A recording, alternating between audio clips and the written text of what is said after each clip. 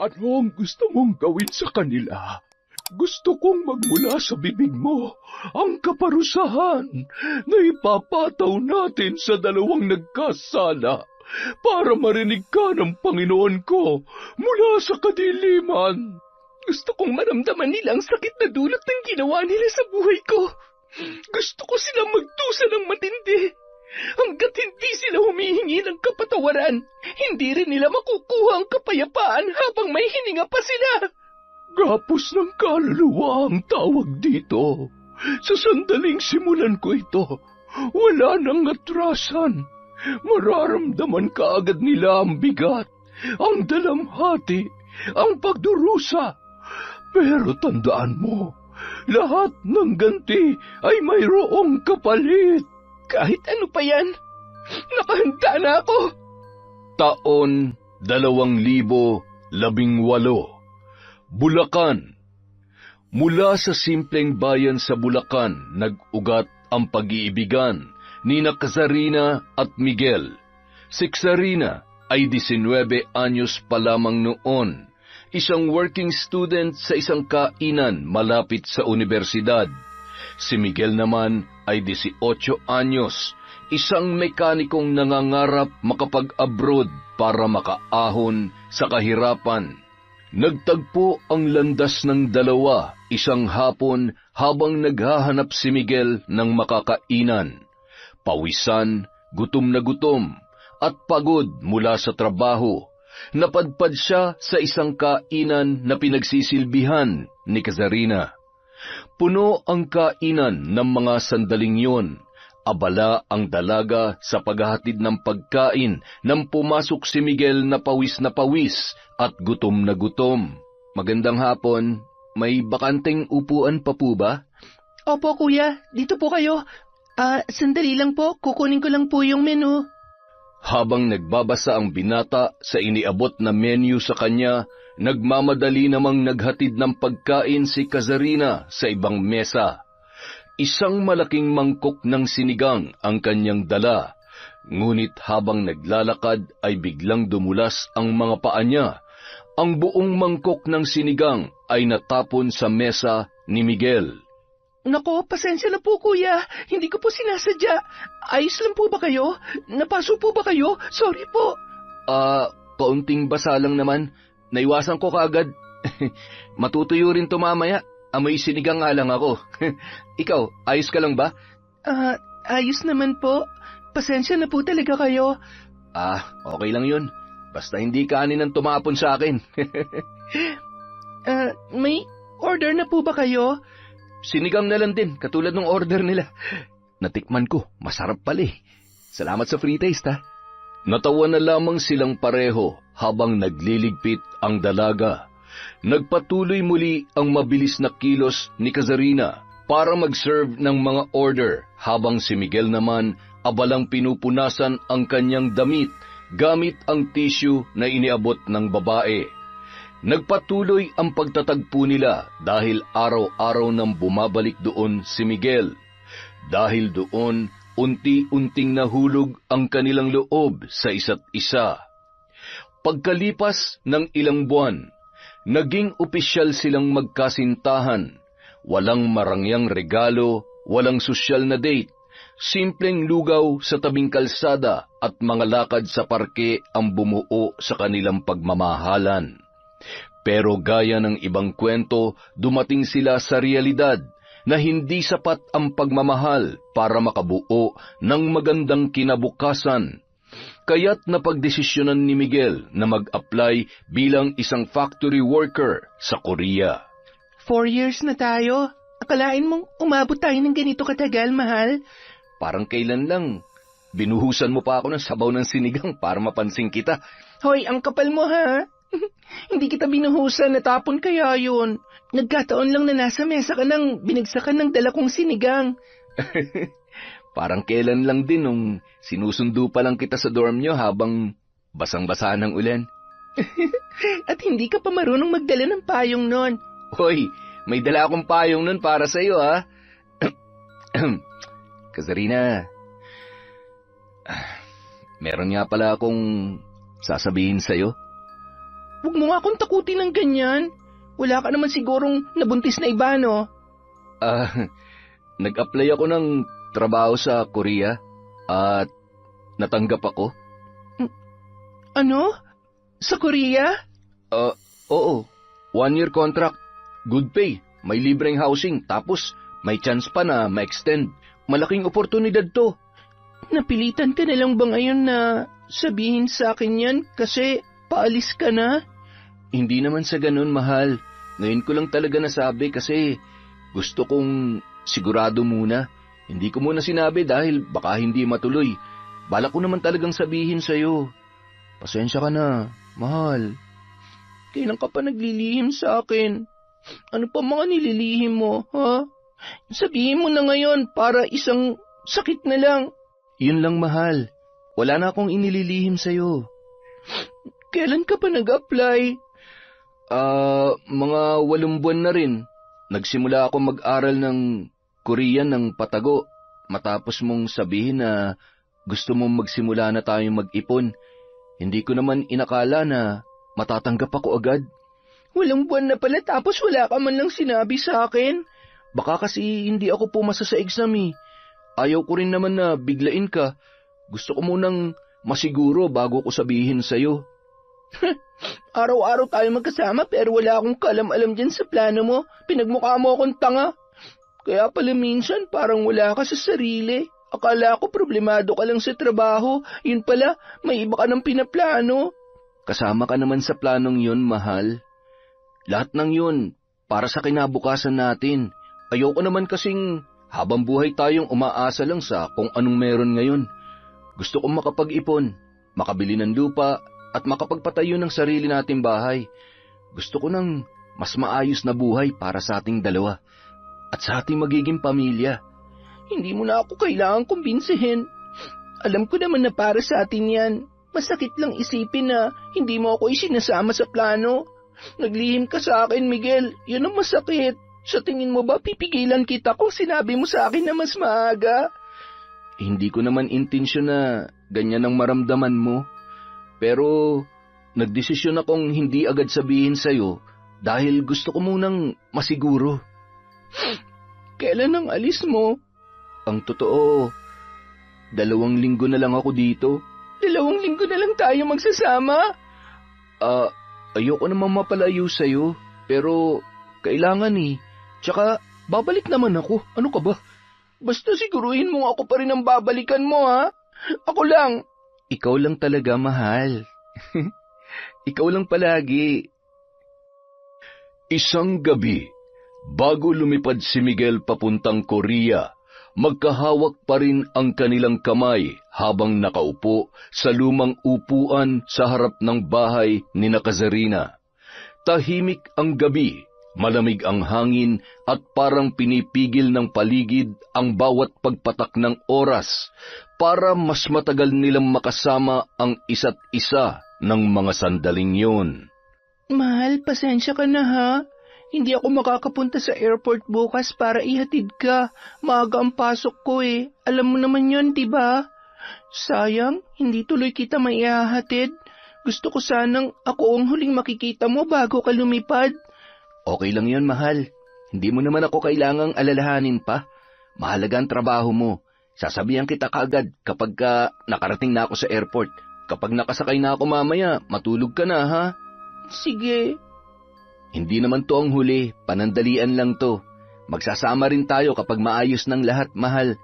Mag-iingat ka doon, ha? Lalo na tuwing gabi. Huwag ka masyadong magpuyat. Kumain sa tamang oras. Hindi puro mamaya na lang. Mahirap magkasakit doon dahil malayo kaming nagmamahal sa'yo. Tsaka, kung pwede, kahit gaano ka pa kabisi ron, sabihan mo pa rin ako kung ayos ka lang o hindi. Ayokong manghula kung ano na nangyayari sa'yo. Hindi mo kailangan manghula. Ikaw kaagad ang una kong iisipin kapag may bakante akong oras. At ikaw pa rin ang gusto kong makausap kahit pagod na ako. Dapat lang. Kung may problema ka, sabihin mo, i-chat mo ako o tawagan. Kung may pagbabago sa nararamdaman mo, sabihin mo rin. Hinding-hindi magbabago ang pagmamahal ko para sa'yo. Malabong mangyari yan. Walang makakapagpabago nun. Mukha bang Kaya kong magloko? Basta tandaan mo, ha? Hihintayin kita pagkatapos ng kontrata mo. I love you, mahal. I love you too, mahal. Babalikan kita dito. Kapag maayos na ako ron, kukunin kita para doon ka na rin magtrabaho, para magkasama tayo.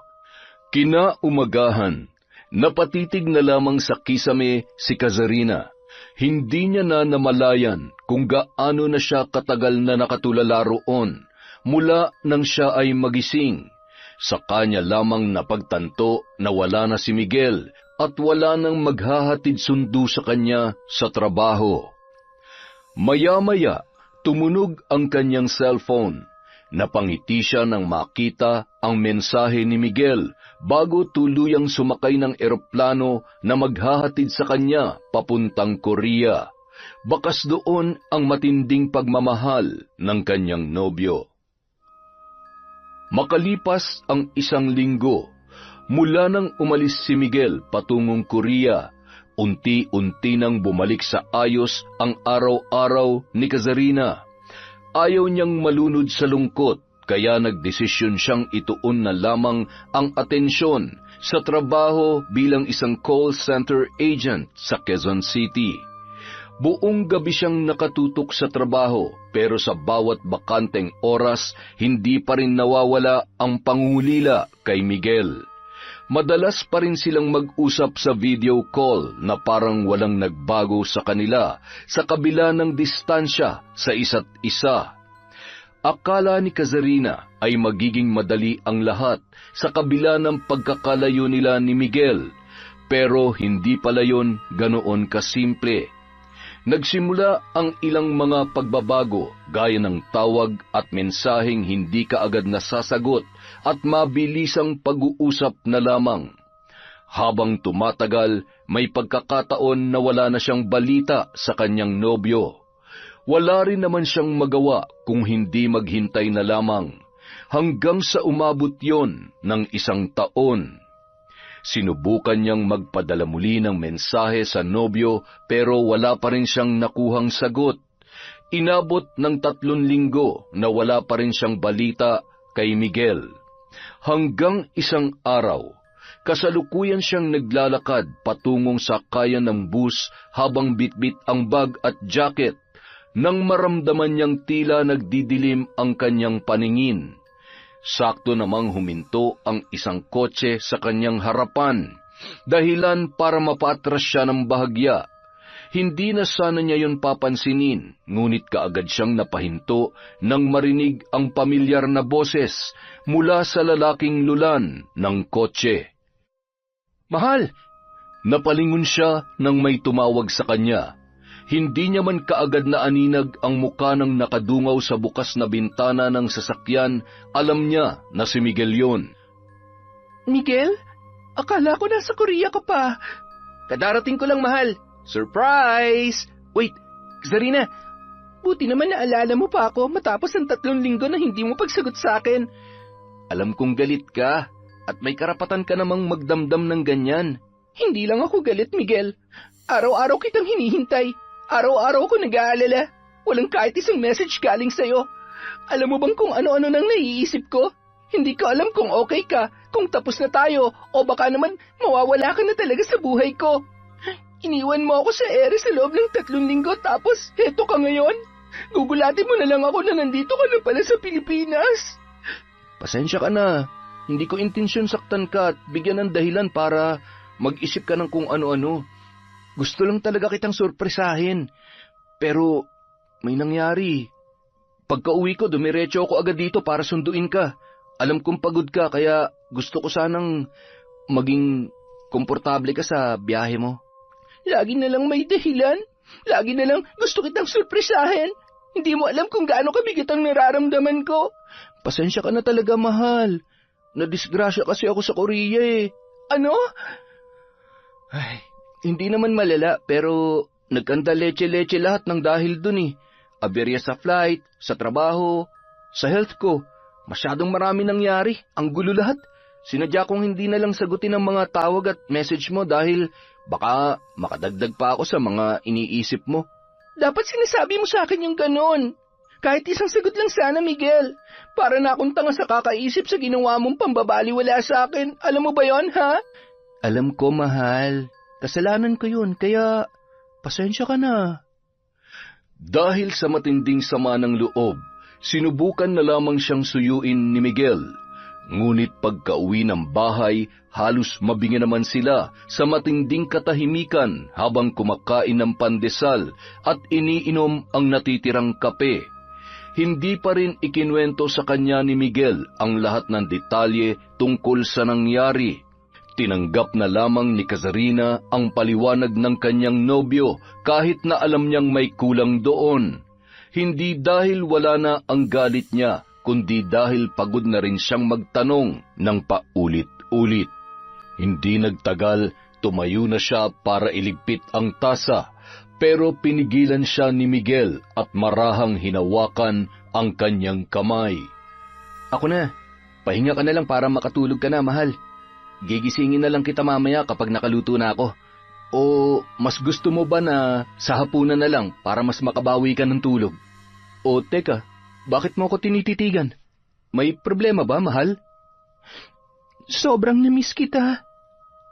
Ako rin, mahal. Sobra.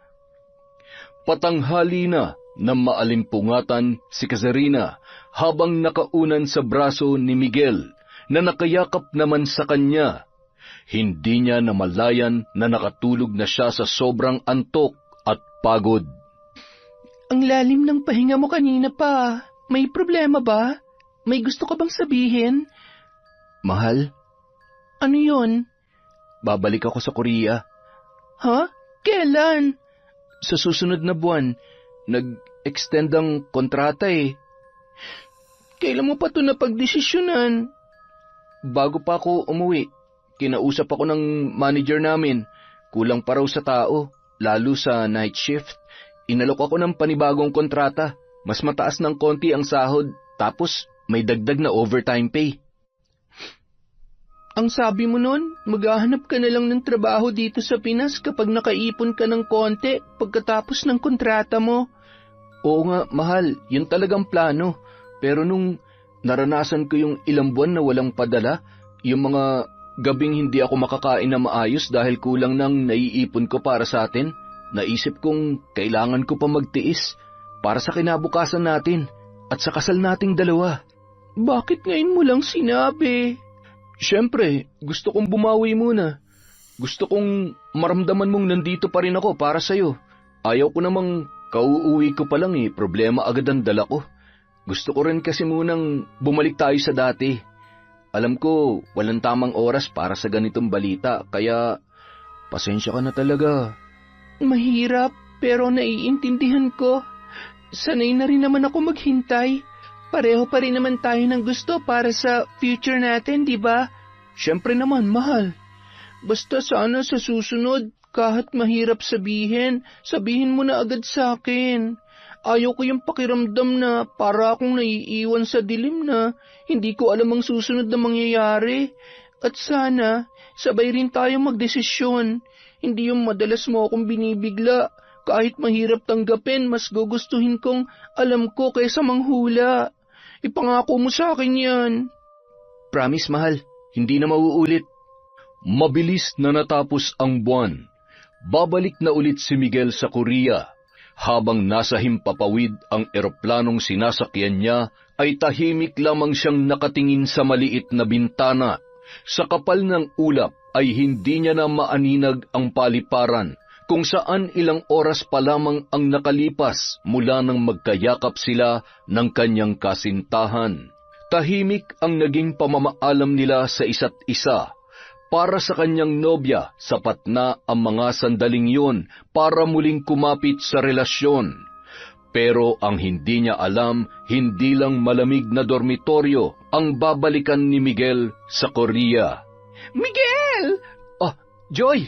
Grabe, ang tagal mong nawala. Akala ko hindi ka na babalik. Namiss kita sobra. Namiss din kita. Hindi ka halos nagparamdam habang nasa Pilipinas ka tapos namiss mo ako? Hay nako, isang beses ka lang nag-chat tapos wala na. Pasensya ka na, love.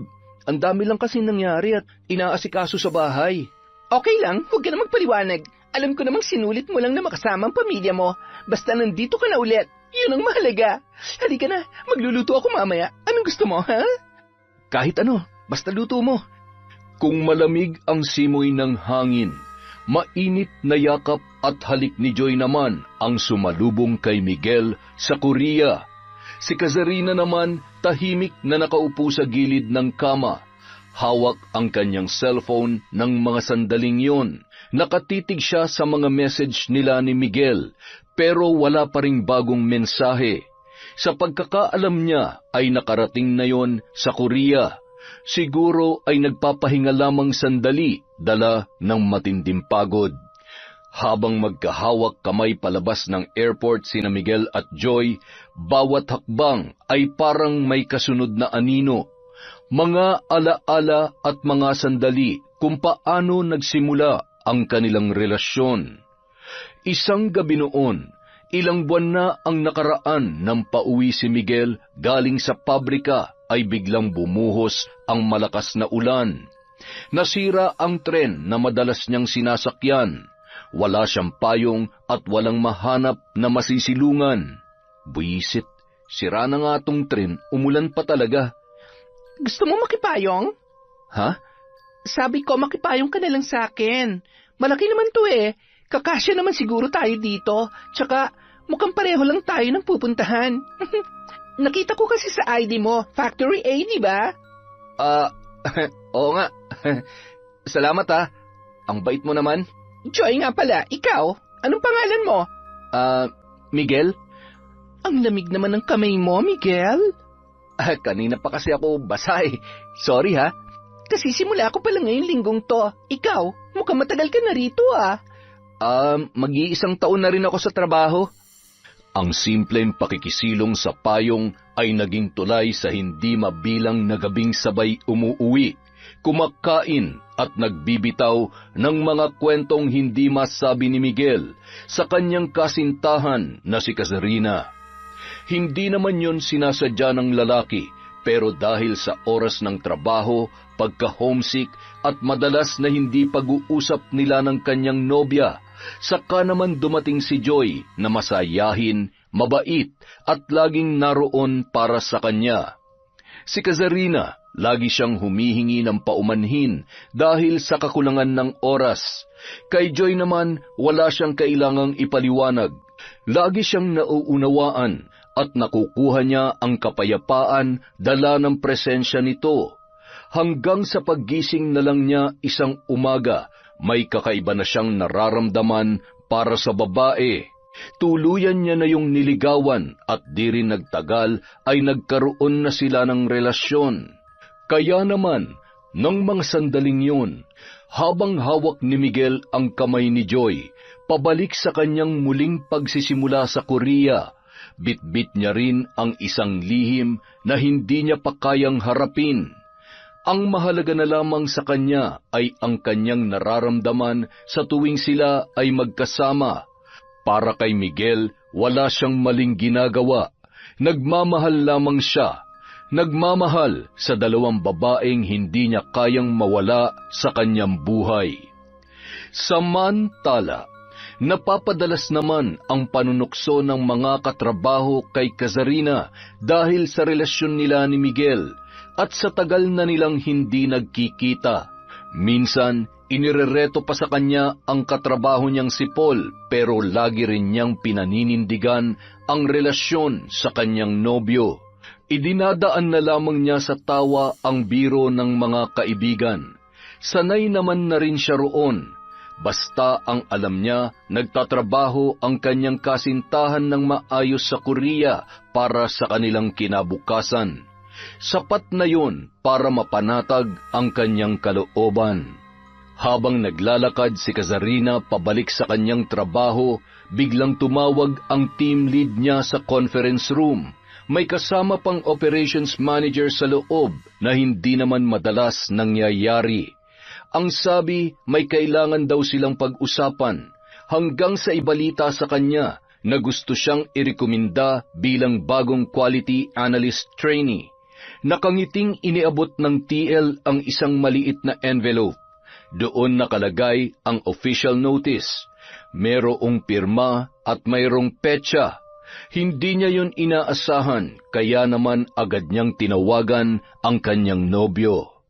Hi, Miguel. May good news ako. Teka, ayos ka lang ba? Bakit parang matamlay ka? Medyo hindi nga ako okay, mahal eh. Parang sinisinat ako. Ha? Kailan pa? Nasaan ka ngayon? Kanina pa sa last break ko, masama ang pakiramdam ko. Pauwi na ako, mahal. Ang bigat ng katawan ko, pero tinapos ko pa rin yung shift ko. Kailangan eh. Wala kasing kapalit. Mahal naman. Dapat nagpapahinga ka. Baka lumala pa yan. Uminom ka ng gamot pagdating mo, ha? Oo, mahal. Mamaya iinom ako ng gamot, tapos diretso tulog na lang siguro. Sana gumaan kahit konti. Pero, teka, ano ba yung good news mo? Na-promote ako, mahal. QA trainee na ako simula next week. Talaga? Wow! Congrats! Grabe! Ang galing naman ng mahal ko.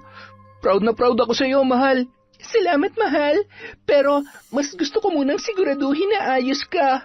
Pagka uwi mo, diretso pahinga ka na agad, ha? Tapos, huwag ka na lang kaya munang pumasok bukas. Magpa-check up ka para mas makasiguro tayo kung ano na yan. Salamat. Ikaw talaga. Ako pa rin ang iniisip mo kahit ikaw tong may balita. Mas masaya yung good news kung kasama kang healthy sa pagse-celebrate eh. Promise mo sa akin, pag naramdaman mong lumalala, punta ka agad sa clinic, ha? Yes, ma'am. Promise yan. Sige na, bye na muna. Ingat ka sa biyahe pa uwi. Chat mo ako kapag nakauwi ka na, ha? I love you. I love you too. Ingat ka rin sa pagpasok mo, ha? Chat mo na lang ako kung may kailangan kang sabihin. Kapag may time akong hawakan tong cellphone ko, magre-reply lang ako kaagad. Pagkatapos ng tawag na yun, napalitan ng lungkot at pag-aalala ang nakangiting muka ni Kazarina. 3 araw pa lang itong nakakabalik ay dinapuan na agad ng sakit.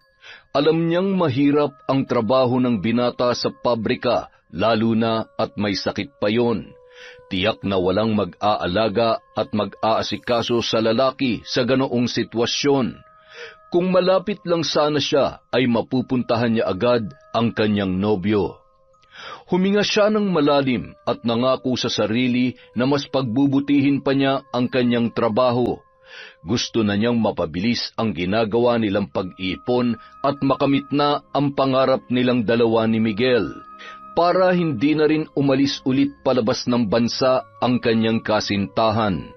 Taimtim siyang nanalangin at gumawa ng pangako sa sarili na habang umaangat siya, sisiguraduhin niyang kasama si Miguel sa bawat hakbang. Mananatili siyang tapat sa kanyang nobyo hanggang sa matupad na nilang pareho ang mga pangarap nila sa buhay. Samantala, sa kabila ng kawalan ng presensya ng kanyang nobya ay hindi naman pinabayaan si Miguel ng kanyang karelasyon na si Joy. O, Joy, anong ginagawa mo rito? Asikasuhin ka, ano pa ba? Bumili lang ako ng gamot mo. Grabe, ang bilis kong nag-out kanina para lang mauna dito para sana kapag nakauwi ka na, makakakain ka kaagad. Pero naabutan mo pa ako nagluluto. Kakauwi mo lang din ba? Kanina pa, tumawag ka kanina na masama ang pakiramdam mo, di ba? Hindi na ako dumaan sa apartment. Dumiretso na ako dito para makabili ako ng lulutuin ko. Wow! Ang sarap ng luto ko. Hindi ka na sana nag-abala pa. Kaya ko naman yan mag-isa. Sabi mo nga masama ang pakiramdam mo, di ba? Heto, kumain ka na para makainom ka na agad ng gamot. Wow, sinigang. Nabanggit mo dati na paborito mo yan, di ba? Kaya nga yan na niluto ko para makakain ka ng marami. Masarap ako magluto. Ay, siya nga pala. Bumili ako ng gamot. Inumin mo agad pagkatapos mong kumain, ha? Grabe ka. Salamat talaga, love, ah. Wala yon. Ikaw pa ba? Hala, mainit ka na. May lagnat ka na nga talaga. Kung kailangan mo bukas mag-day off, sabihin mo agad sa supervisor, ha? I-chat mo na lang. Ako nang bahalang magpaliwanag bukas kung gusto mo. Sige. O, tara na, kumain na tayo. Bakit isa lang ang pinggan? Mamaya na ako kakain. Iba munang kakainin ko. Ay nako, ikaw talaga, may sakit ako eh. Makalipas ang ilang oras, pinagmamasdan ni Joy si Miguel na mahimbing na natutulog habang nakayakap sa kanya. Idinaan niya ng magaan ang daliri sa buhok nito pababa sa pisngi. Simula pa lamang alam na niyang may ibang babae si Miguel sa Pilipinas. Alam niyang may naghihintay sa lalaki at ang babaeng yon ay legal at kilala ng pamilya. Babaeng marahil ay pinapangarap pa rin makasama ng kanyang nobyo sa hinaharap. May ilan siyang impormasyong nalaman tungkol sa nobya ni Miguel na si Kazarina. Hindi man marami pero sapat na yun. Hindi siya bulag at lalong hindi siya inosente. Sinubukan niyang kalimutan noon ang umuusbong pa lamang na damdamin para sa binata, lalo na at malaki ang agwat ng kanilang edad. 24 anyos ang lalaki, samantalang siya naman ay 30 na. Pero habang tumatagal ang ginagawa niyang pagpipigil, mas minamahal niya na rin si Miguel. Siya na ang gumawa ng paraan para mas mahulog ang loob noon sa kanya. Hindi naman siya nabigo dahil niligawan siya ng lalaki at naging sila ng dalawa. Nung mga sandaling yun, siya ang pinili at sapat na yun para sa kanya. Mananatili siya sa relasyon nila, hindi dahil hindi niya alam kung ano ang tama, kundi dahil mahal niya ang lalaki. Pumikit na lamang si Joy. Kinukumbinsi ang sarili na wala siyang inaagaw sa ibang babae. Samantala, halos lahat ng mga kasama ni Kazarina ay sabik ng makauwi, habang siya naman ay nananatili pa rin sa kanyang station at tila walang planong kumilos. Muling sinulyapan ng babae ang kanyang cellphone na nasa mesa habang inaayos ang working table bago umuwi. Napabuntong hininga na lamang siya nang makita na hindi pa rin nagre-reply si Miguel sa kanyang huling mensahe. 2 linggo na mula nang huli silang mag-usap ng mahaba.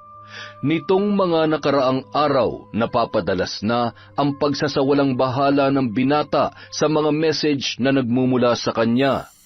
Napakatagal bago sagutin ni Miguel ang mga yon.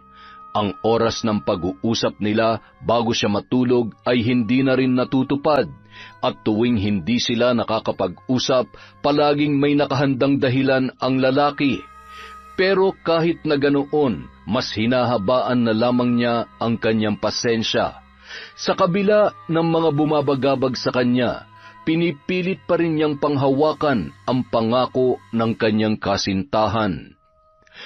Naging mabilis ang paglipas ng mga linggo. Rest day ni Kazarina noon. Masama ang kanyang pakiramdam kaya natulog na lamang siya maghapon. Pinilit niyang bumangon at humarap sa kanyang laptop hanggang sa makatanggap siya ng video call mula sa kanyang nobyo. Hi, mahal. Kumusta ka na? Sabi mo tatawag ka kahapon. Sorry, napagod ako sa trabaho kaya hindi kita matawag-tawagan, mahal. Tsaka lagi rin overtime. Okay, sige. Pero may problema ba? Wala. Bakit? Parang ilang linggo ka nang ibang magsalita kasi. Ay, tsaka marami na akong message na sinisin mo lang. Mga calls na hindi mo na ako kina-callback. Wala ka na ba talagang oras? O wala ka ng gana? Hindi naman sa ganon. Sobrang hirap lang talaga dito. Madalas lang na pagod. Dati naman kahit pagod ka, kinukulit mo pa rin ako. Nagagawa mo pa rin mag-reply. At hindi yun umaabot ng ilang araw. Ngayon, parang umiiwas ka na. Wala ba talagang problema? Wag mo na lang masyadong pansinin yun. Hindi porke tahimik ako may problema na agad. Pero nararamdaman ko, parang hindi na tayo tulad ng dati. Bakit pakiramdam ko parang lumalayo ka na? Pakiramdam ko, ako na lang ang lumalaban sa relasyon na meron tayo. Bakit mo ba ako ginaganito? May nagawa ba akong kasalanan? Wala naman. Busy lang talaga ako. Tsaka, hindi ko nga rin alam kung ano nang pumapasok sa isip ko eh. Parang tama ka. Parang may nagbago na sa akin. Hindi kita maintindihan. Ginagawa ko naman lahat para makapag-update kahit busy ako sa trabaho. Pero ikaw, parang ang hirap-hirap mo nang kontakin. Ewan ko ba, Sarina? Parang napapagod na rin kasi ako eh. Paanong napapagod? Bakit mo ako ginaganito, Miguel? Gusto mo na bang tapusin ang relasyon natin? Hindi ko alam, pero minsan iniisip ko, baka baka mas mabuti pang wag na lang natin tong ipilit. At tuluyan nang napaiyak ang dalaga, habang si Miguel parang hindi pa sigurado sa mga salitang binitawan, pero wala rin namang naging paglilinaw mula sa kanya. May iba ka na ba, Miguel? Kung may iba ka na, pwede mo naman sabihin sa akin. Wala akong iba. Pagod lang ako. Gusto ko muna magpahinga. Gusto ko munang hanapin ang sarili ko na walang iniisip na kahit na ano. Magpahinga? Nakikipaghiwalay ka na ba sa akin? Hindi ko alam. Gusto ko lang huminga, Sarina. Kung pagod ka na, sabihin mo na ang totoo. Gusto ko marinig kung bakit. Anong ikinapapagod mo sa relasyon natin? Ako ba? May kulang ba sa akin? Hindi ikaw ang problema. Ako lang talaga. Ewan ko, hindi ko alam. Hindi ko na rin maintindihan ang sarili ko. Parang nawawala na nga ako sa sarili. Ang dami kong iniisip. Ang bigat-bigat na ng dinadala ko. Lahat tayo may pinagdadaanan. Ako rin, pagod sa trabaho, sa puyat, sa pag-a-adjust. Pero ginagawa ko pa rin ang lahat para sa ikaayos ng relasyon natin. Sinusuyo kita kahit ikaw tong halos hindi na magparamdam. Hindi ko na nga maalala ang huling pagkakataon na tinanong mo kung ayos lang ako eh. Bakit? Ano bang kinakapagod mo sa atin? Naiirita ka na ba sa mga pangulit ko? Sa pangungumusta ko? Ay, hindi talaga ikaw ang problema. Wala kang ginagawang masama. Sadya lang talaga na hindi ko na nararamdaman yung dati. Hindi ko alam kung bakit bigla na lang naging ganito ako. Para bang wala na tayong koneksyon sa isa't isa. Ako yung nagbago at alam ko yun sa sarili ko.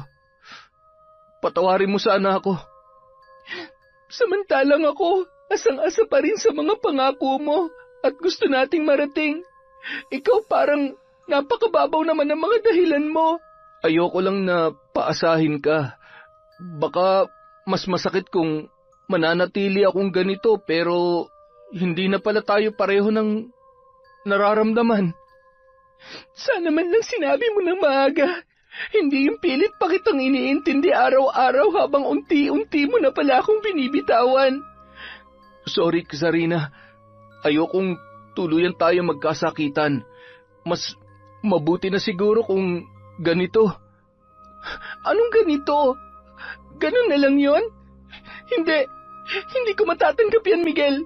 Hindi yan sapat na dahilan para itapon ang 6 na taon natin. Huwag mo nang mas pahirapan pang sitwasyon natin, Sarina. Pagod na ako. Hindi mo naman naiintindihan ang bigat ng nararamdaman ko eh. Kung pagod ka, sabay nating pasanin. Hindi ba ganun tayo noon? Tsaka ikaw na nga ang nagdesisyon para sa ating dalawa nung bumalik ka pa para magtrabaho sa Korea. Hanggang ngayon ba naman, Miguel? Kailan ba ako pwede magdesisyon para sa ating dalawa? Ginawa ko yun dahil ako nakakaalam kung ano ang dapat. Ikaw masyado kang nakakapit sa nakaraan. Sa kung ano tayo noon. Hindi. Ang pinanghahawakan ko ay ang mga pangako mo. Sinabi mo walang iwanan. Tama na, Sarina. Hindi mo ba naiintindihan? Gusto mo pang diretsuhin ko pa?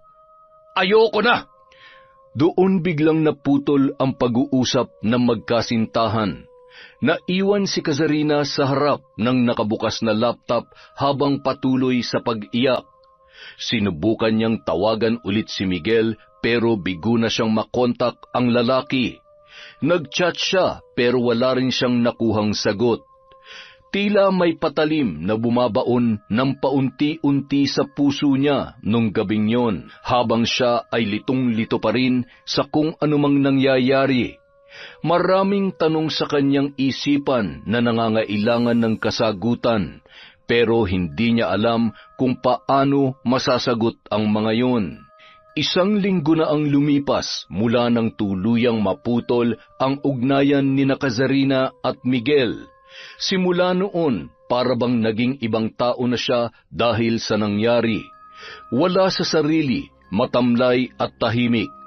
Ang dating masigla na palaging may tanong at palaging nakangiti ay para ng isang aninong naglalakad sa loob ng production floor. Matagal na rin siyang nagsimula sa trabaho bilang quality assurance trainee sa kumpanya, ngunit sa kabila ng maingay na paligid, tila bingi si Kazarina sa lahat ng mga naririnig. Kahit ang pagbulong ng supervisor ng mga metrics ay hindi niya na naiintindihan, hindi na rin siya nakakaramdam ng gutom at hindi na siya nakakatulog ng maayos. Ginawa niya ang lahat para makontak si Miguel. Tumawag, nagchat, pero lahat ng yun ay nabigo. Naging desperada na siya para lamang makausap ang binata, ngunit ni isa sa mga paraang ginawa niya ay walang umubra. Kazarina, ayos ka lang ba? Kanina pa kita nakikitang nakatitig lang dyan sa monitor, ah. Oo, ayos lang ako. Sigurado ka? Hindi ka naman ganyan dati, ah. Ang tamlay-tamlay mo, tsaka parang ang lalim ng iniisip mo.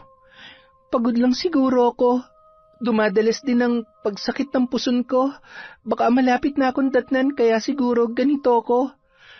Sigurado ka ba? Mike, parang nahihilo ako.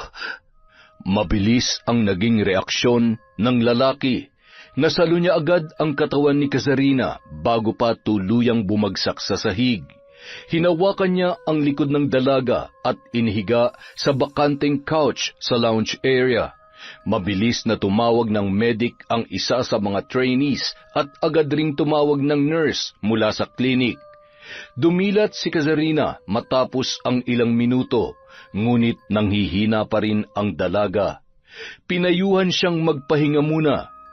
Ngunit nang marinig ng nurse ang kanyang reklamo tungkol sa pananakit ng puson, hilo at pagsusuka na nararamdaman mula pa noong umaga, ay pinayuhan siya nito na mas mabuting magpa-check up agad sa ospital o sa klinik sa labas at magpatingin sa OB-GYN para mas masuri siya ng maayos.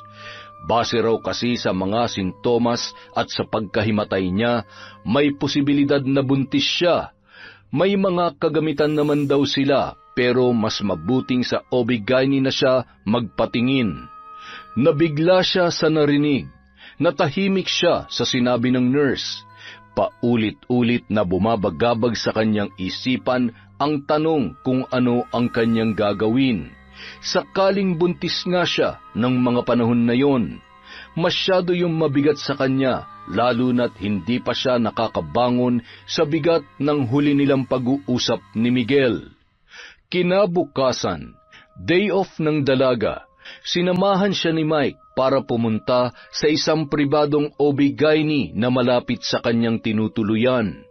Nanginginig ang mga kamay niya na hawak ang maliit na appointment form habang hinihintay ang tawag ng nurse sa loob. Madalas niyang isinisisi sa stress at puyat sa training ang kanyang mga nararamdaman. Kung hindi pa nabanggit ng nurse ang posibilidad na siya ay buntis, hindi niya maiisip na hindi pa siya dinadatnan. Pumasok na si Kazarina sa consultation room nang tawagin ng isang nurse ang kanyang pangalan. Naiwan naman sa labas si Mike. Bumungad sa kanya ang magaang aura ng isang lalaking doktor. Hi, Miss Kazarina. Hello po, Doc. Base sa sinabi mo kahapon sa nurse, hindi ka pa dinaratnan. May iba ka pa bang nararamdaman na hindi naman madalas nangyayari sa'yo? Opo, masakit din po ang puson ko tapos parang wala akong ganang kumain. May mga pagkakataon din pong nakakaranas ako ng pagkahilo. May history ka ba ng irregular period? Wala po. Okay, mag-pregnancy test muna tayo. Tapos magsasagawa tayo ng transvaginal ultrasound para makasiguro. Lumipas ang ilang minuto matapos isagawa ang pagsusuri sa ihi at dugo ng dalaga. Tahimik siyang nakaupo sa harap ng lamesa ng OB habang hinihintay ang resulta. Para siyang mahihimatay sa kaba nung mga sandaling yun. Maya-maya bumalik na ang nurse at iniabot ang resulta sa doktor. Tahimik ang doktor habang tinitingnan ang papel. Pagkatapos ay tumingin yun sa dalaga. Kazarina, positive ang resulta ng pregnancy test mo. Po? Buntis ka. Base sa sintomas at pagka-delay ng buwan ng dalaw mo, more or less 6 to 7 weeks ka ng buntis. Paglabas ni Kazarina mula sa consultation room, bakas sa mukha niya ang gulat at matinding emosyon. Anong sabi ng doktor? Mike, buntis daw ako. Tahimik ang loob ng sasakyan habang pauwi sina Mike at Kazarina. Katahimikang puno ng tanong, ng pangamba at ng damdamin na hindi niya mawari. Mula pa noong nagsimula silang mag-training, magkabady na sina Mike at Kazarina. Parehong masipag, mabilis matuto at madalas magkasama sa lunch break. Hindi man lantaran, alam ng dalaga na matagal nang may espesyal na nararamdaman ang binata para sa kanya. Ngunit sa simula pa lamang, naging malinaw na ang hangganan sa kanilang pagitan. May nobyo si Kazarina at magkaibigan lamang silang dalawa. Tanggap naman yun ng lalaki. Kazarina, anong nararamdaman mo? Hindi ko alam, Mike. Hindi ko alam kung nakakaramdam pa ba ako. Sa dami kong iniisip, ang dami kong tanong pero wala akong makuhang sagot. Kung ayos lang itanong, ano ba talagang nangyari sa inyo ni Miguel? Ibig kong sabihin, nararamdaman kong meron kayong problema, kaya... Wala na kami. Iniwan niya na ako nang wala man lamang maayos na paliwanag kung bakit. Hindi ko tinanggap ang gusto niya pero ginawa niyang lahat para hindi ko na siya makontak. Sa ginawa niya, talo ko pang nangaliwa sa pagtrato niya sa akin ngayon. Parang baliwala nilang talaga ako sa kanya. Ano? Nakipaghiwalay na lang siya ng basta-basta? Gago pala yun eh. At ngayon, buntis ako. Hindi ko alam kung anong gagawin ko, Mike. Hindi sa pinangungunahan kita pero kailangan mong magpakatatag ngayon. Dalawa na ang buhay na kailangan mong ingatan. Ay, napakahayop ng lalaking yun. Ang laki ng iniwan niyang responsibilidad. Dapat ko pa ba siyang kontakin? Sasabihin ko ba sa kanya ang tungkol dito? Pero siya na ang tumapos ng relasyon namin eh. Baka kahit sabihin ko ang tungkol sa dinadala ko, wala rin mangyari. Ayokong ipilit ang sarili ko sa lalaking ayaw naman sa akin. Kung ayaw niyang marinig ka, baka mas kailangan mong i-consider yung pamilya niya. Sa kanila mo kaya sabihin, may karapatan din silang malaman yan. Naisip ko na rin yan, pero natatakot ako. Paano kung pati sila wala rin pakialam? Hindi ko alam kung kaya kong harapin lahat ngayon ng mag-isa. Kailangan ko muna ng panahon para mag-isip. Hindi ka mag-isa, Kazarina. Nandyan ang pamilya mo. Nandito ako. Hindi ko man kayang solusyonan lahat ng problema mo, pero kung kailangan mo ng kakampi, nandito ako. Salamat, Mike. Hindi ko alam kung anong gagawin ko kung wala ka. Lagi ako nandito, Kazarina. Hindi lang bilang kaibigan, kundi bilang taong handang tumulong sa'yo kahit sang kapadalhin ng laban na to. Sabado ng gabi, nasa isang semi-private function room ng rooftop resto bar ang team nina Kazarina. Nagkakatuwaan sila roon matapos ang isang matagumpay na buwan sa Metrics. Punong-puno ng tawanan at kwentuhan ang lugar. Halos lahat ay dumalo at kabilang na roon ang dalaga. Tahimik lamang siya sa isang tabi at pangiti-ngiti, ngunit sa loob-loob niya, bit-bit pa rin niya ang bigat ng 2 linggong pananahimik ni Miguel. Sa kabilang mesa naman, naroon si Leia, ang pinakabago sa kanilang grupo. Palibhas ay bagong sweldo, kwento ng kwento ang dalaga habang may hawak na cellphone at kausap ang kaibigan. Maya-maya, narinig niyang nagsalita ang babae at may ipinakitang litrato sa kasama. Kuha raw yun sa Korea noong nakaraang buwang bakasyon ng dalaga kasama ang iba niya pang mga kamag-anak. Wala naman sanang intensyon si Kazarina na makinig sa usapang yun, ngunit muling nakuha ni Leia ang kanyang atensyon nang marinig niya ang sinabi nito sa kanyang katabi. Yung isa dyan, boyfriend ng pinsan kong nasa Incheon. Napakurap-kurap siya sa narinig at sa hindi malamang dahilan ay bigla na lamang binundol ng kaba ang kanyang dibdib. Lalo na sa sunod na sinabi ng dalaga. Yan si Miguel, boyfriend ng pinsan ko, OFW rin. Magkatrabaho nga sila sa factory eh. Doon na napalingon si Kazarina sa katabing mesa. Bahagya pa siyang nag-alangan noong una, pero dahil sa narinig na lugar at pangalan ng lalaking pinag-uusapan, nagpasya na siyang tumayo para makiusisa. Miss, pasensya na si Storbo ha, pero pwedeng malaman kung anong apelido ng Miguel na pinag-uusapan nyo? May kakilala rin kasi akong nasa Incheon, magkapangalan sila. Sa pagkakatanda ko, Kazarina, Reyes yata. Miguel Reyes. Ayun kami tapos ito ang pinsan ko, si Ate Joy. Tapos, yun naman si Miguel, ang boyfriend niya. Ang sweet po nila, no? Saglit na sinulyapan ng dalaga ang litrato at doon na nga niya nakumpirma ang kanyang hinala. Ang Miguel na 2 linggo nang hindi nagpaparamdam at hindi malinaw ang dahilan ng pakikipaghiwalay sa kanya, at ang lalaking nasa litrato na ipinakilala bilang nobyo ng ibang babae ay iisa lamang. Para siyang binuhusan ng malamig na tubig nang mapagtantong ang lalaking yun din, ang ama ng batang nasa kanyang sinapupunan. Leia, sorry ha, pero gano'n na kayo katagal magkakilala ni Joy at saka ni Miguel? Ha? Bakit mo naman po natanong yan, Miss Kazarina? Si Ate Joy halos buong buhay ko. Pinsan ko siya sa mother's side. Si Miguel naman, mga 1 taon na siguro. Sabi ng pinsan ko nagkakilala sila sa Incheon. Katunayan nga, halos 2 buwan pa lang mula nang ma-deploy si Joy. May picture na sila ni Miguel na parang masyado na silang malapit sa isa't isa. Binibiro ko pa nga siya noon kung boyfriend ba niya o hindi, pero tinatawanan niya lamang ako. Yun pala, sila na talaga. 4 na buwan ang araw eh. Ano? 4 na buwan? Opo, Miss Kazarina. Bagay na bagay nga sila eh. Sabi pa nga ni Ate Joy, parang kapalaran daw nila na makilala ang isa't isa. Kasi parang si Miguel daw ang naging sandalan niya nung bago pa lamang siya sa Korea. Pakiramdam ni Kazarina, bibigay na ang mga tuhod niya sa labis na panghihina matapos ang mga narinig niya mula kay Leia.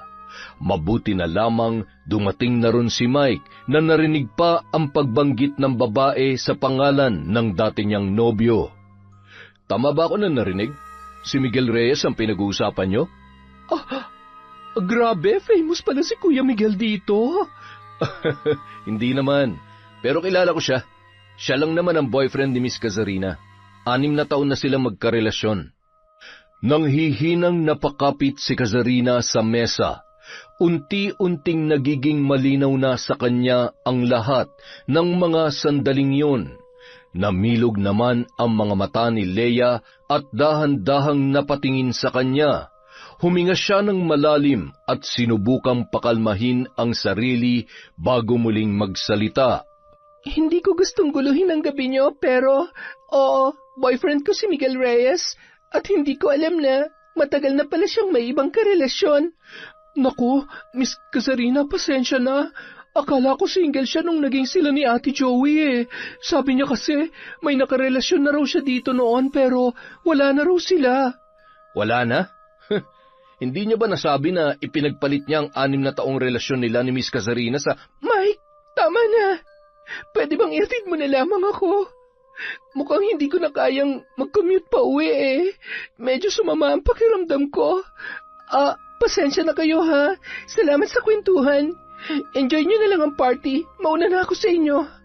Pagkahatid sa kanya sa bahay, sa kanya lamang pinakawalan ang namumuong mga luha. Pagal ang katawang humiga sa kama, laman pa rin ng isip niya ang nangyari kani-kanina lamang. Dahil doon, naisipan niyang magbukas ng social media account para hanapin ang pinsan ni Leia na nasa Korea. Nang lumitaw ang profile ni Joy ay kaagad na tumambad sa kanya ang mga video at mga litrato ng babae na kasama si Miguel. Mayroon doon na magkahawak kamay pa ang dalawa at mayroong ding nasa kotse na napakalambing sa isa't isa. Habang parami ng parami ang mga litrato at video na kanyang nakikita, pabigat din ng pabigat ang kanyang nararamdaman. Malinaw na sa kanya ang lahat. Sapat na ang mga yon para masagot ang mga katanungan sa kanyang isipan. Dahil doon, naisip niyang i-message ang babae matapos mag-send ng friend request. Nagulat siya nang agad yung tinanggap ni Joy. Sa tulong ng pinsan nitong si Leia ay nagkaroon siya ng pagkakataon na makausap ang dalaga tungkol kay Miguel. Pumayag naman si Joy matapos siyang kausapin ng kanyang pinsan. Ilang segundo lamang ay lumitaw na si Joy sa screen. Bakas sa mukha ng babae ang matinding kaba na nararamdaman. Hi. Ikaw si Cazarina, hindi ba? May idea na rin ako kahit konti kung sino ka. Pasensya na, hindi ko alam kung tama bang magpakita ko ngayon pero sabi ni Leia, gusto mo raw ako makausap. Oo, gusto ko lang maliwanagan. Ayokong umasa sa mga nakikita ko online pero yung sa inyo ni Miguel gusto ko lang marinig mula sa'yo. Totoo ba na meron kayong relasyon? Hindi ko alam kung paano ko ba dapat sagutin yan pero oo, kami ni Miguel. Hindi ko alam na kayo pa pala. Wala naman siyang sinasabi sa akin tungkol sa'yo. Ang alam ko single siya nung niligawan niya ako. Ang totoo, mahigit 6 na taon na kami. Lahat ng plano niya ako ang kasama niya. Lahat ng lungkot bago siya umalis, ako ang pumasan. Parte ako ng bawat sakripisyo, bawat hintayan, bawat pangarap niya. Kaya bakit wala siyang sinabi? Abay, ewan ko sa kanya. Ang sabi niya, single daw siya. Tapos naging magkaibigan na kami. Hindi ko naman gustong manghimasok sa personal niyang buhay, kaya dinadamayan ko siya sa mga problema niya bilang kaibigan niya. Kaibigan? Sa mga gabing umiiyak ako dahil hindi ko siya makausap, ikaw ang kinakausap niya. Nung kaarawan ko, hindi niya man lang ako nagawang batiin pero nakita ko sa post mo na magkasama kayo nung araw na yon. Teka nga lang muna, hindi ko naman kasalanan kung akong pinili niya makasama. Pwede ba huwag mo akong sisihin dahil wala akong alam dyan. Sabi niya matagal na raw kayong wala, na hindi na raw kayo nagkakausap. Sabi niya rin, pagod na siya kaya nakipaghiwalay sa'yo. At naniwala ka naman. Siyempre, sabi niya eh, tsaka akong lagi niyang kasama. Kaya akong may karapatan sa kanya. Karapatan? Siguro, dahil pinabayaan niya ako. Ikaw ang sumalo sa kanya kaya ganito kami ngayon. Siguro nga sa ibang aspeto wala kang kasalanan.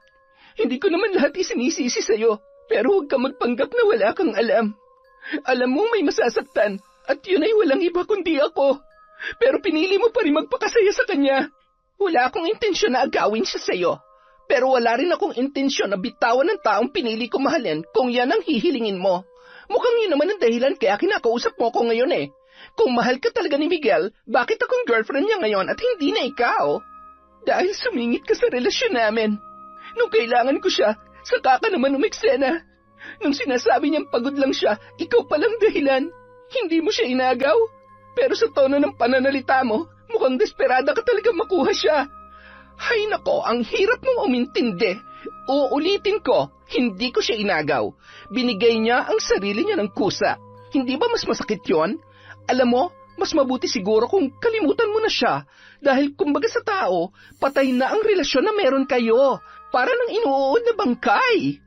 Bago pa man makasagot si Kazarina, nakarinig siya ng isang pamilyar na boses. Love, anong ginagawa mo dyan? Kanina pa ako tawag ng tawag ah. Nandito lang ako sa banyo, love. Sunod na lang ako sa kwarto pagkatapos ko maligo. Miguel? Oo, si Miguel nga narinig mo. Siya ang kasama ko rito ngayon. Araw-gabi. Masaya kami kaya sana naman matuto ka ng tanggapin yon. Payo ko lang sa'yo, huwag mong ipilit ang sarili mo sa lalaking hindi ka na mahal. Ako na nasa puso niya at hindi na ikaw.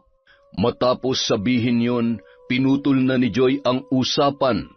Parang pinagsakluban ng langit at lupa si Kazarina. Nanginginig siya sa galit at sakit na nararamdaman. Ilang sandali pa, napahiyaw na lamang siya dala ng matinding kirot. Nang bumaba ang tingin niya ay sa kanya lamang napansin ang pulang likido na dumaloy sa kanyang mga hita. Nanginginig ang mga kamay na napahawak siya sa pader bago siya tuluyang nawalan ng malay at tuluyan na ring bumagsak sa sahig. Mabilis na lumipas ang 3 araw bago nakalabas ng ospital si Kazarina. Ipinayo ng doktor na magpahinga pa siya ng 1 pang linggo bago magkikilos at magbuhat ng mabigat dahil sariwa pa ang pagkakaraspa sa kanya. Pero kahit na anong pakiusap ng mga taong nag-aalala sa kanya ay hindi niya pinapakinggan. Bumalik na agad siya sa trabaho matapos ang 1 araw ng pahinga sa bahay. Pakiramdam niya kasi ay mas lalo lamang siyang manghihina sa lungkot kapag wala siyang ginagawa at ibang makakausap. Unti-unti nang sumisikat ang araw nang dumating siya sa hintayan ng mga pasahero. Umupo siya sa pinakadulong bahagi ng waiting shed. Sa tabi naman niya ay nakaupo ang isang matandang babae. Maya-maya, napalingon siya roon nang maramdaman niyang tila may nakatitig sa kanya. Puno ng galit ang puso mo, Iha. Pa, gusto mong gumanti sa mga taong nanakit sa'yo, ngunit hindi mo alam kung paano, hindi ba? Pagod na po ako sa dami ng iniisip ko, kaya wala po akong panahong makipaglokohan sa inyo. Kaya kitang tulungan na may sa katuparan ng ninanais ng puso mo. Lahat ng lumapit sa akin ay hindi ko binibigo. Kapag wala ng alinlangan sa iyong damdamin at handa ka ng yakapin ng dilim, puntahan mo lamang ako. Tumayo ang matanda pagkaabot sa kanya ng nakatiklop na papel. Tinitigan yon ng dalaga. Nang tingnan niya pabalik ang matanda, ay bigla na lamang yung nawala. Nang sulyapan niya ang piraso ng papel, napansin niya ang direksyong nakaguhit doon. Nakalagay naman sa ibaba ang mga bagay na kailangan niyang dalhin, sakaling maisipan niyang sundin ang sinabi ng naturang matanda. Hindi nagtagal, natagpuan na lamang ni Kazarina ang sarili sa kalagitnaan ng masukal na daan. Narating niya ang isang lumang kubo. 2 araw din niyang pinag-isipang mabuti kung pupunta ba siya sa lugar na yon o hindi. Humugot siya ng malalim na hininga sa kadahan-dahang kumatok. Kaagad namang tumugon ang matanda para siya ay papasukin. Mabango sa loob ng kubo, pero sigurado siyang hindi yun mula sa bulaklak, kundi sa mga tuyong dahon, insenso at alimuom ng orasyon. Tumambad sa kanya ang mga bote sa estante, gayon din ang larawan ng mga Diyos-Diyosan, kandila at mangkok na may lamang langis. Alam kong hindi ka pupunta rito kung hindi ka pa handa, Kazarina. Paano niyo po nalaman ang pangalan ko, Aling... Maria. Tawagin mo kong Aling Maria. Hindi mo kailangan magsalita para malaman ko ang lahat. Alam ko rin ang ipinunta mo rito. Bago ko simulan ang orasyon, ilabas mo muna ang mga gamit na ipinadala ko sa iyo. Ito po ang litrato nilang dalawa. Nakasulat din po dito ang mga pangalan nila. Dinala ko rin po ang jacket ni Miguel. Anong gusto mong gawin sa kanila? Gusto kong magmula sa iyo ang kaparusahan na ipapataw natin sa dalawang nagkasala sa iyo para marinig ka ng Panginoon ko mula sa kadiliman. Gusto kong maramdaman nilang sakit na dulot ng ginawa nila sa buhay ko. Gusto ko sila magdusa ng matindi. Hanggat hindi sila humihingi ng kapatawaran, hindi rin nila makukuhang kapayapaan habang may hininga pa sila. Ang tawag dito ay gapos ng kaluluwa. Sa sandaling simulan ko ito, wala nang atrasan. Mararamdaman nila ang bigat, ang dalamhati, ang pagdurusa. Ngunit paaalalahanan lang kita, Iya. Lahat ng paghihiganti ay may naghihintay na kabayaran sa huli. Kahit ano pa po yan, handa na ako. Kinuha ng matanda ang mga larawan at saka inilapit sa apoy ng kandila. Sa gitna ng dasal at usok ng insenso, unti-unting nilalamon ng dilimang paligid ng matanda habang hawak ang mga larawan ng dalawang taong dahilan ng pagkalugmok ni Kazarina. Sa di kalayuan naman ay isang itim na uwak ang lumipad paitaas mula sa bubungan ng kubo. Samantala, napakunot noon naman si Miguel habang panakanakang tumitingala sa madilim na kalangitan. Walang mga bituin at wala ring buwan nung gabing yun. Wala siyang ibang naririnig kundi ang kaluskos na nagmumula sa mga tuyong dahon na tinatapakan niya habang naglalakad sa isang masukal na daan. Maya-maya pa, nakarinig siya ng mahinang iyak ng sanggol. Kaagad siyang napalingon, ngunit wala naman siyang nakikita roon.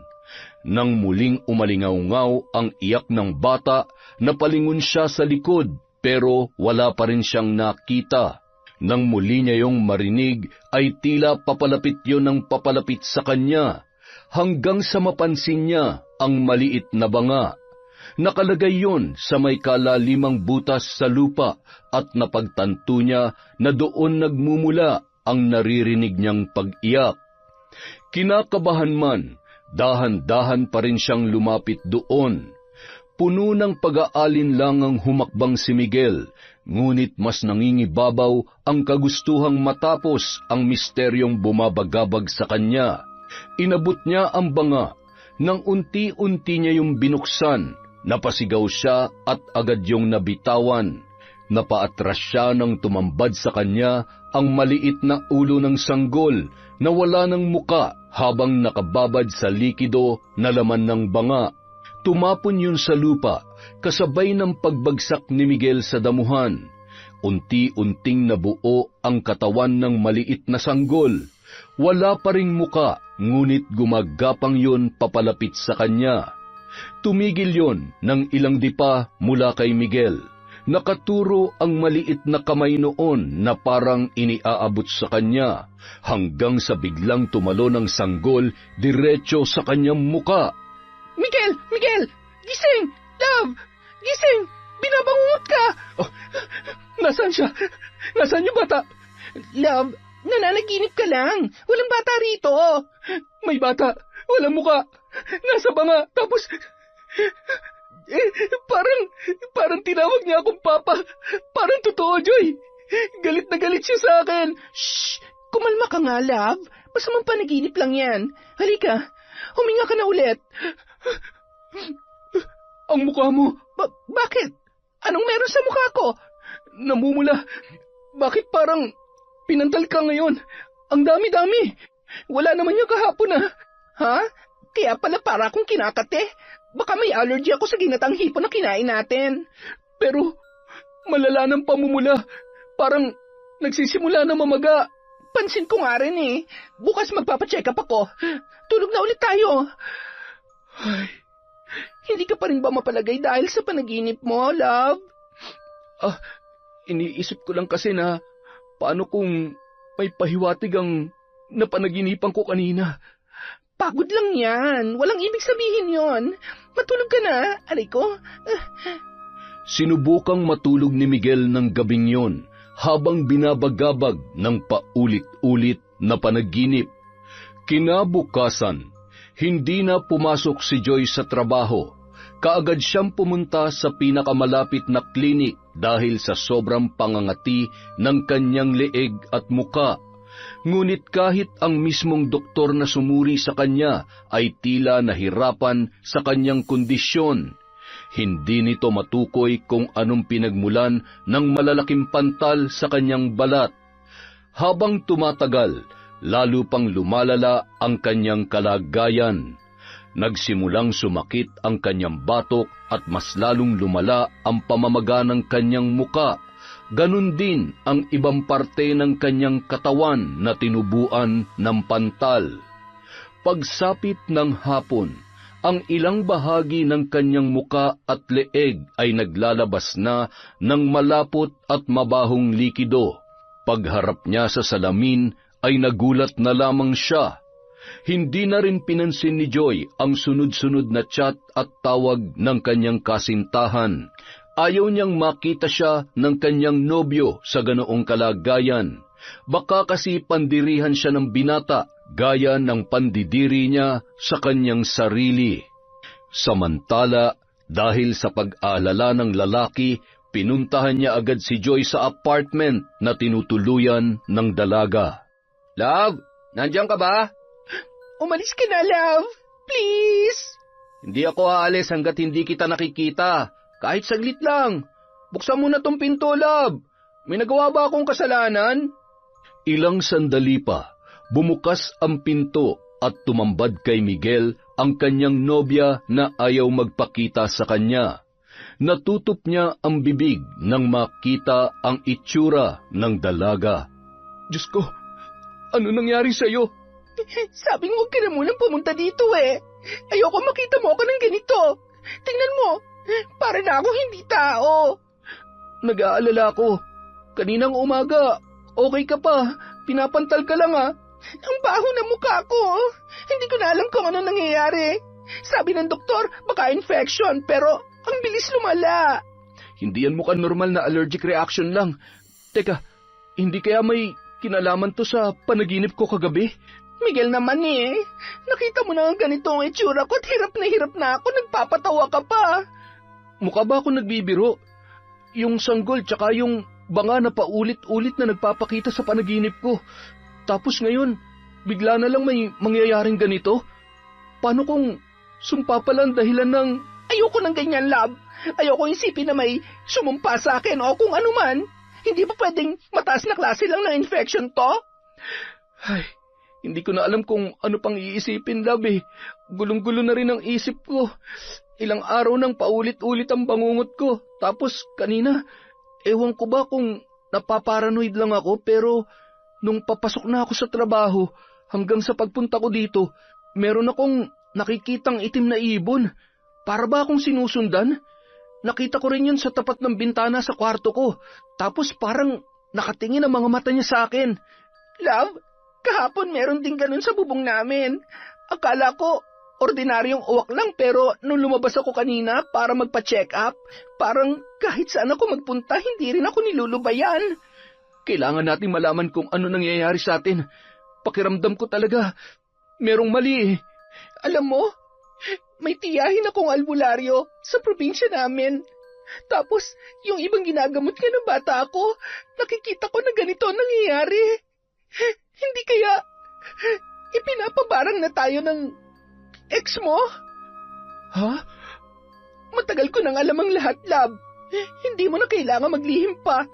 Yung tungkol kay Kasarina, yung girlfriend mo bago naging tayo. Paano mo nalaman? Pasensya ka na kung hindi ko sinabi sa iyo tungkol sa kanya. Wala yon. Ang mahalaga sa akin, ako ang pinili mo. Di ba nga matagal na kayong tapos? Sa'yo lang ako maniniwala.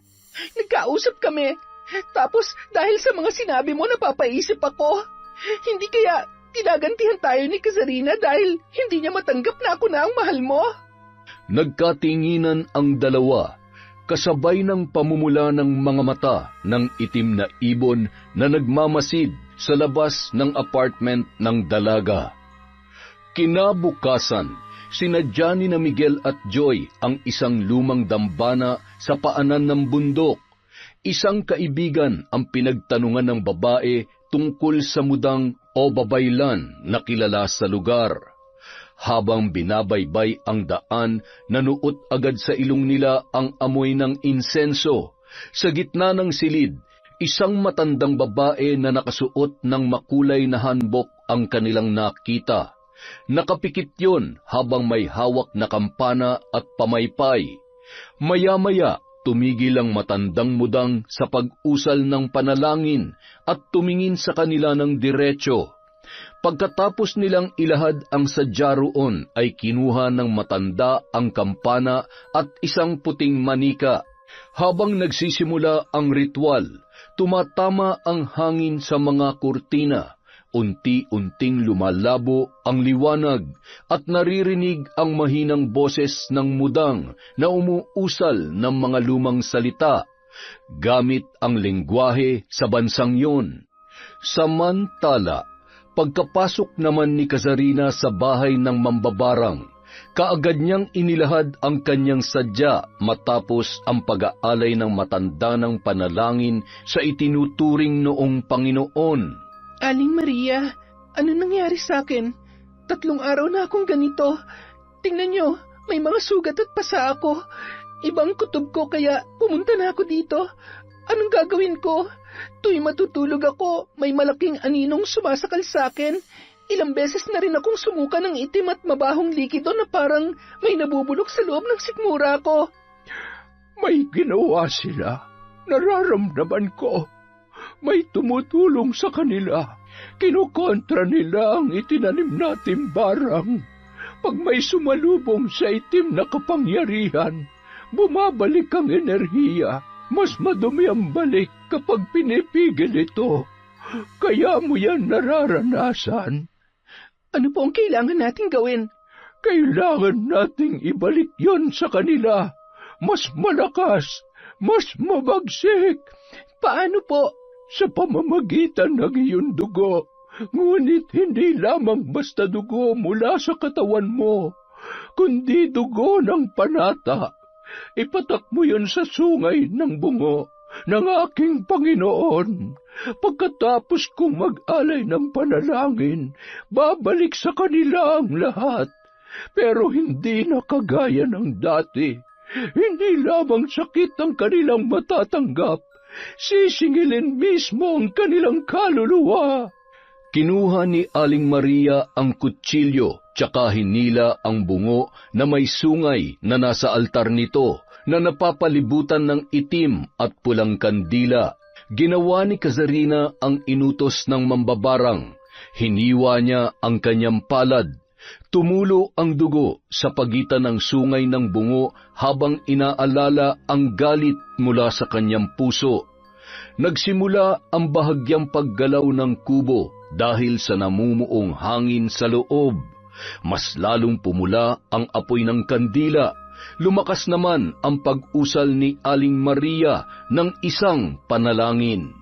Balik sa katawan, balik sa hininga, balik sa mukha, sa dugo mo itinali, sa laman nila ipagkanulo. Samantala, madaling araw pa lamang noon nang biglang napabalikwas si Joy dahil sa pananakit ng kanyang lalamunan. Pakiramdam niya ay parang may mabigat na nakadagan sa kanyang dibdib ng mga sandaling yon. Para siyang sinasakal mula sa loob. Tila may humihigop sa kanyang hininga dahilan para mapahawak siya sa kanyang leeg. Maya-maya pa, nakaramdam siya ng matinding init sa muka. Napasigaw, ngunit parang mahinang ungol lamang ang kanyang nagawa. Ilang sandali pa, bigla siyang sumuka ng maitim at malansang likido. amoy bulok na laman, parang pinaghalong dumi, dugo at asupre. Bumangon ang dalaga at napansin niya sa malaking salamin ang nangingitim niyang balat sa leeg. May tumutubong tila mga paltos na unti-unting nilalamon ang kanyang laman. Sa bawat hakbang papalapit sa salamin ay dahan-dahang natutuklap ang balat sa kanyang pisngi, dahilan para lumabas ang pinagsamang dugo at nana mula roon. Ang bawat galaw ng panga niya ay nagdudulot ng matinding kirot. Hindi na siya makasigaw. Kahit anong pilit ay walang tinig na lumalabas sa kanyang bibig. Napaluhod na lamang ang dalaga.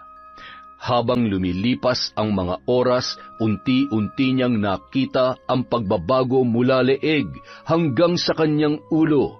Nagsimula na ring dumilim ang kanyang paningin, hanggang sa hindi na niya namalayan ang mga sumunod na pangyayari.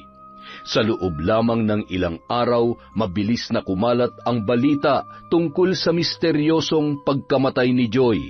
Walang malinaw at tiyak na dahilan na pinagmulan ng sakit na ikinasawi ng dalaga. Nang maiuwi ang mga labi ni Joy sa Pilipinas, ay nagsimula ng kabahan si Miguel. Hindi lang dahil sa misteryosong pagkamatay ng kanyang nobya, kundi sa katotohanang unti-unti na rin siyang nakakaramdam ng pamamaga sa katawan, pamimigat ng dibdib at mga panaginip na patuloy na bumabagabag sa kanyang isipan. Bukod sa takot para sa buhay niya, ay nagdesisyon siyang bumalik sa Pilipinas dahil sa pagsisisi. Pagod na siyang takasan ang kanyang mga kasalanan.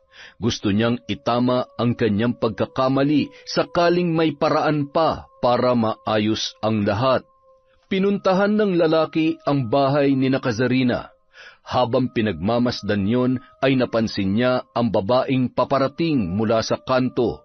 Bitbit ang ilang supot ng gulay at isang plastik na may lamang isda. Agad niya yung nakilala. Walang iba kundi si Aling Esang, ang nanay ni Kazarina. Dati ay palangiti ang ginang, pero sa pagkakataong yun ay matalim na tingin ang ipinukol sa kanya. Bakas ang galit sa muka ng matanda habang papalapit sa kinatatayuan ng lalaki. Magandang araw po, tita. Nandyan po ba si Kazarina? Gusto ko po sana siyang makausap. Umalis ka na. Hindi ka kailangan dito. Kahit saglit lang po. Alam ko pong galit kayo sa akin. Naiintindihan ko po. Naiintindihan? Naririnig mo ba ang sarili mo? Hindi mo kayang unawain kung gaano kabigat ang galit na nararamdaman ko sa iyo. Sorry po, tita. Hindi ko po sinasadyang saktan si Kazarina. Nagkamali po ako at gusto ko pong humingi ng tawad sa kanya. Matagal nang huli ang lahat, Miguel. Alam mo ba kung ano nangyari sa anak ko pagkatapos mong lokohin at ipagpalit sa iba? Alam mo ba? Nalugmok ang anak ko dahil sa ginawa mo. Hindi siya makakain at laging umiiyak. Araw-gabi, paulit-ulit ang tanong kung saan siya nagkulang. Paulit-ulit niyang sinisisi ang sarili niya na ikaw ang may kagagawan. Dahil sa inyo ng babae mo, nakunan ang anak ko. Ano po? Nakunan si Kazarina? Paanong? Nabuntis mo siya. Hindi pa ba malinaw sa'yo? Itinuring kitang parang sarili kong anak, pero tinalikuran mo ang anak ko. Mas pinili mong saktan siya kesa manindigan sa kung ano ang tama. Kung mahal mo talaga siya, hindi mo yung gagawin sa kanya. Sorry po, kung alam ko lang paninindigan ko ang anak namin. Paninindigan ko po si Kazarina. Sinaktan mo ang anak ko. Pinatay mo ang tiwala at puso niya. Alam mo bang nagkausap pa sila ng babae mo bago malaglag ang bata? Ang babaeng yun mismo ang huli nakausap niya bago siya bumagsak at dinugo. Patawarin niyo po ako, tita. Hindi ko po alam. Kung may natitira ka pang hiya, huwag ka nang lalapit sa anak ko. Huwag ka nang gagawa ng panibagong sugat sa puso niya. Dahil hindi mo alam kung ilang gabi ang tiniis niya habang nilalabanan ang sakit ng mga nangyari. Iniwan ni Aling Esang si Miguel na umiiyak habang nakaluhod sa lupa. Sa kauna-unahang pagkakataon, naramdaman niyang unti-unti siyang ginugupo ng sarili niyang kasalanan. Kinagabihan, naging maramot ang antok kay Miguel. Buong magdamag niyang pilit inuunawa ang bigat ng mga nalaman tungkol kay Kazarina. Ang sakit ng konsensya niya ay parang kutsilyong paulit-ulit na tumatarak sa kanyang dibdib. Hindi siya makapaniwala na ganoon kalalim ang sugat na iniwan niya sa dating nobya. Higit sa lahat, hindi niya alam na dinadala nito ang kanilang anak, kasabay ng pagmamahal at tiwala ng dalaga para sa kanya. Makalipas ang ilang linggong pabalik-balik sa bahay ni Kazarina, natagpuan niya ang dalaga sa isang maliit na hardin sa likod ng bahay. Nakaupo ang dating kasintahan, tahimik na nakatingin sa mga halaman, payat, maputla at tila napakalayo ng tingin ni Kazarina. Kazarina, anong ginagawa mo dito? Sino nagpapasok sa'yo? Nakiusap ako kay tita. Pasensya ka na kung naabala kita. Gusto talaga kitang makausap. Gusto kong humingi ng tawad. Kazarina, patawarin mo ako sa mga nagawa ko sa'yo. Pasalamat ka't buhay ka pa. Matagal ko nang hinanda ang sarili ko na hindi na maririnig ang salitang patawad mula sa'yo. Pero ngayon, sinasabi mo dito sa mismong harapan ko. Para saan pa? Para sa lahat ng sakit na naidulot ko sa'yo. Para sa pagkakamali ko, sa panloloko, at sa pag-iwan ko sa'yo at sa anak natin. Kung alam mo lang. Dahil sa mga narinig ay bumalik kay Kazarina ang rason kung bakit nagawa niyang hanapin ang isang uri ng hustisya na hindi kayang ibigay ng batas o ng isang dasal. At yun ay ang sakit ng pag-iwan sa kanya at ang pagkawala ng kanyang anak. Hindi man niya kayang mapatawad si Miguel noon, ay sigurado siya na ayaw na niya mabuhay pa sa galit. Sa pagkakataong yun, nagawa na niyang lingunin ng lalaki habang punong-puno ng lungkot at hinanakit ang kanyang mga mata.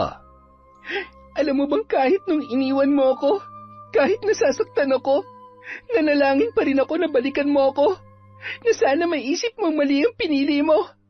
Pero hindi. Pinili mo sumaya habang unti-unti mo akong binubura sa utak mo.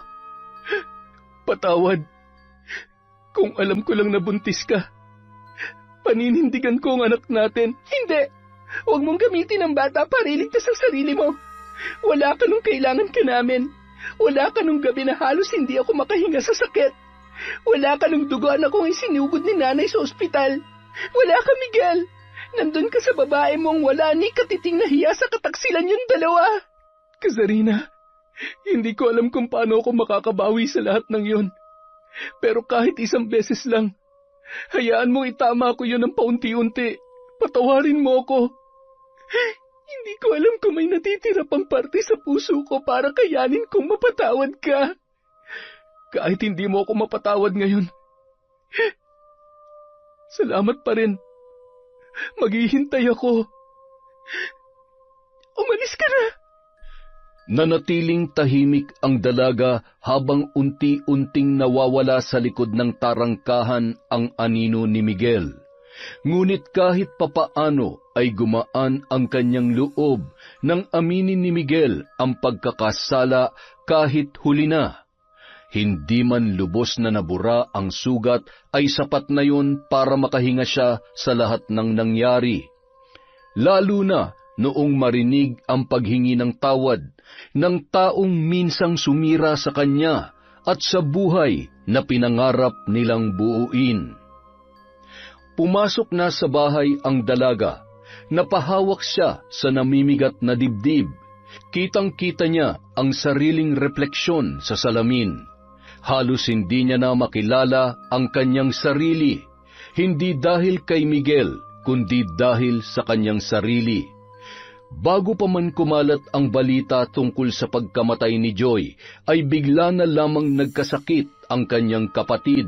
Hindi rin maipaliwanag ng mga doktor at habang tumatagal, palalayon ng palala. Pinanghinaan siya nang makita ang kapatid niyang nakaratay na mamayat at halos hindi na makagalaw sa ospital. Ngunit ang pinakamasakit sa lahat ay nung mapagtanto niya na siya pala ang dahilan kung bakit yon nangyayari. At nang gabi ring yon, nadatnan niya ang nanay niyang umiiyak habang nakaluhod sa harap ng altar. Ipinagdarasal ang pagbuti ng lagay nilang magkapatid.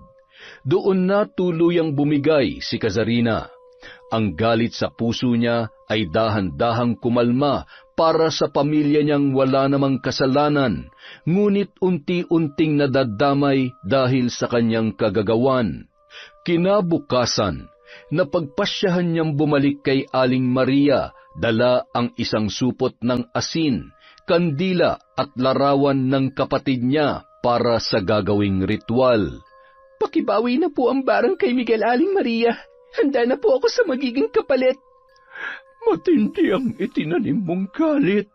Kaya kapag pinawi, ikaw mismo ang sasalo ng lahat. Kalusugan mo o mismong buhay mo ang maaaring kapalit nito. Handa na po ako sa mangyayari. Basta wag lamang sila. Wag lamang po ang pamilya ko.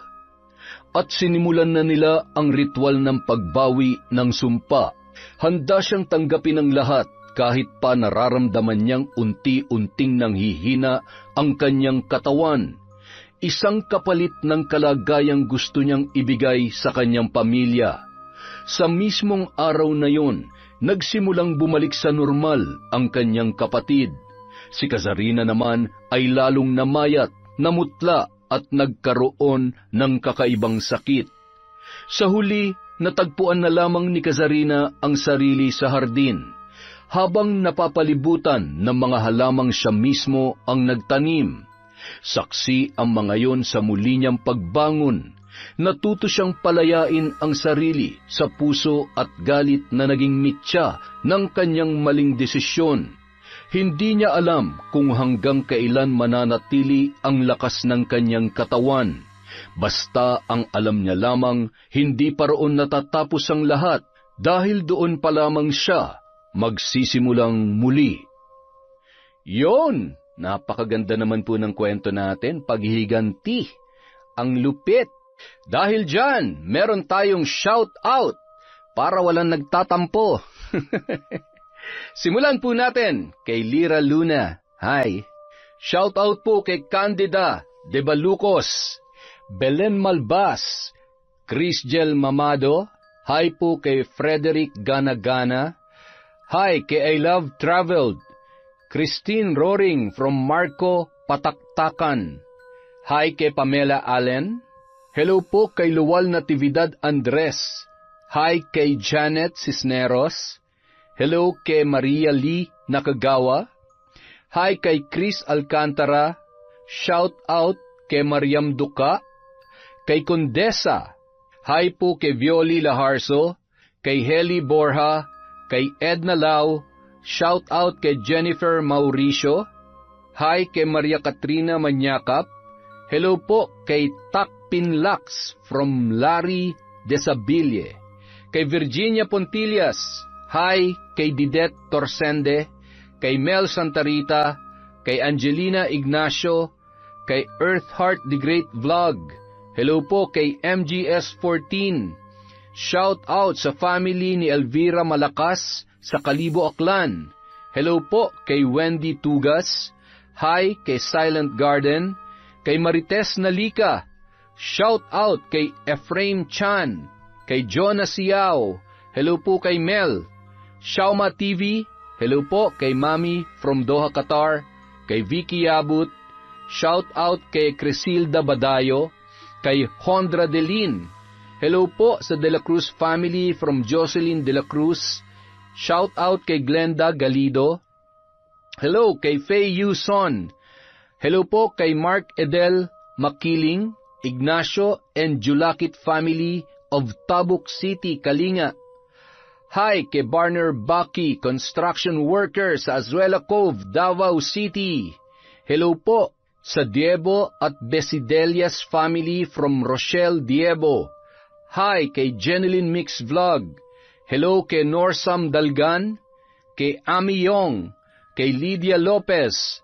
Hi po kay Chona Baynosa, kay Resel Galope. Hello kay Ellen Kiano.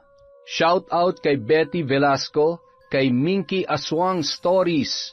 Hello po kay Nashti28. Hi kay Jima Pendon, kay Mercedita Reyes, kay Lynn Hondrade. Hello po kay Edgardo Fontanilla. Hi po kay Maura OFW from Kuwait. Hi sa Naong family from Alma Naong. Hi po kay Gay Somodio. Hi kay Rose Ann Rama, kay Ahmed Panigel, kay Marian de la Fuente. Shout out kay Rose Vin Cantarona, kay Susan Manalo.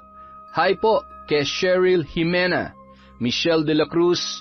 Happy birthday po sa papa ni Justine Grace Dignos. Hi po kay Yuki Diaries. Shout out kay Leonora Rillo Raza, kay Narlene Micabalo. Hello po kay Heli Borja, kay Rowena Enriquez, kay Sally Roldan. Hi kay Warfreak Legacion, kay Kat Burglar Cutie. Hello po kay Marilu Camelon, kay Christina Katamisan, sa 3F Laundry Shop from Kapatagan, Digos. Hello po kay Cecil Vlog 64. Hi kay Idol Ashtin Olviga, kay Hana Maylin Sesgundo. Hello po kay Mirna Alfaro, kay Vivian Bacani. Shout out kay Meng Mateo, kay Arlene Toledo, kay Filipina Palsario. Hi po kay Virginia Belay, kay Sally Albino. Hello din po kay Jing Estrada, Mami Tam of North Caloocan. Shout out kay Ampi Taroy. Hello kay Silent Bro, kay Jennifer Ilagan. Hi po sa Madraso family, Laling, Winwin, Jocelyn Intoy from Glenda, Maderazo. Shout out kay Roslyn Labajo, sa Galedo family from Rai. Hello din po kay Francis Remuel Velches. At syempre kay Mia Espiritu. Maraming salamat po sa walang sawang pagsuporta sa Kwentong Enteng. Mag-iingat po tayong lahat, alagaan po natin ang health natin, at huwag po tayong magiging negative. Maraming salamat po ulit mula sa Kwentong Enteng.